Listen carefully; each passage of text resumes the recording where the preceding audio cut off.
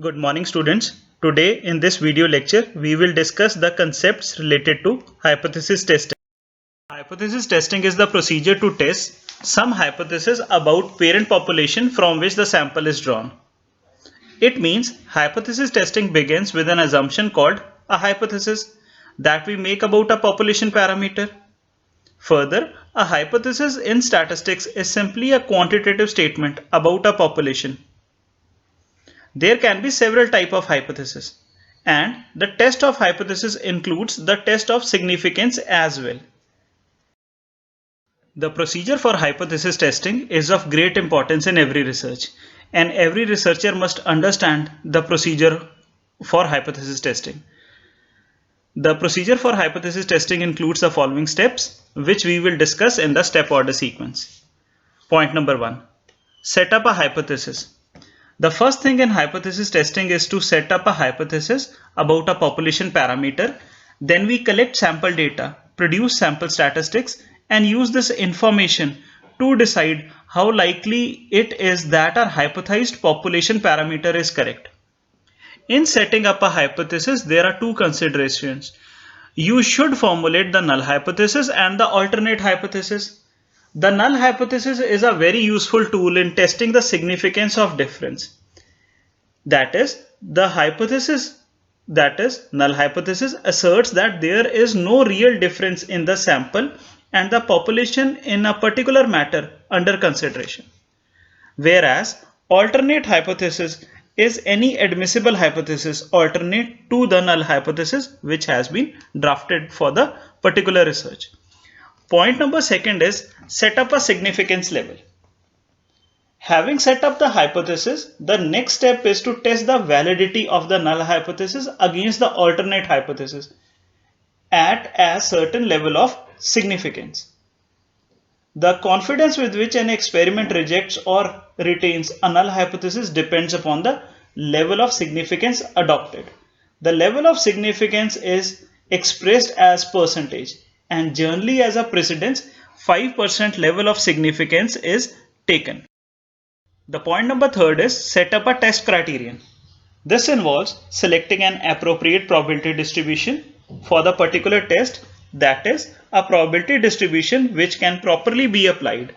Some of the commonly used probability distributions are T, F, and chi-square. Point number 4, doing calculations. These calculations includes the testing statistic and the standard error of the testing statistic. Point number 5, making decisions. A statistical conclusion or statistical decision is dependent upon whether the null hypothesis is to be accepted or rejected based upon the calculations result. The hypothesis testing outcomes include 4 possibilities. So 4 possibilities relates to 4 decisions.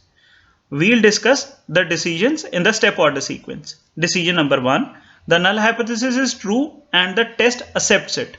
This is a correct decision. Decision number 2, the null hypothesis is false and the test rejects it. Again, it's a correct decision. Decision number 3, the null hypothesis is true but the test rejects it. It means the supposition has not been validated by the test. This decision is an incorrect decision. Decision number 4, the null hypothesis is false but the test accepts it. Again, the proposed hypothesis is not true but the test validates it. Again, this decision is an incorrect decision. Students, kindly note that the incorrect decision leads to errors which are referred as errors in hypothesis testing.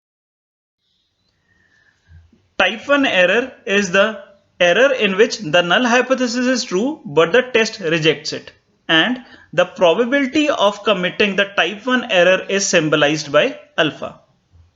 Further, the type 2 error is the error in which the null hypothesis is false but the test accepts it, and the probability of committing type 2 error is known as beta. While testing hypothesis, we often talk of two-tail test and one-tail test.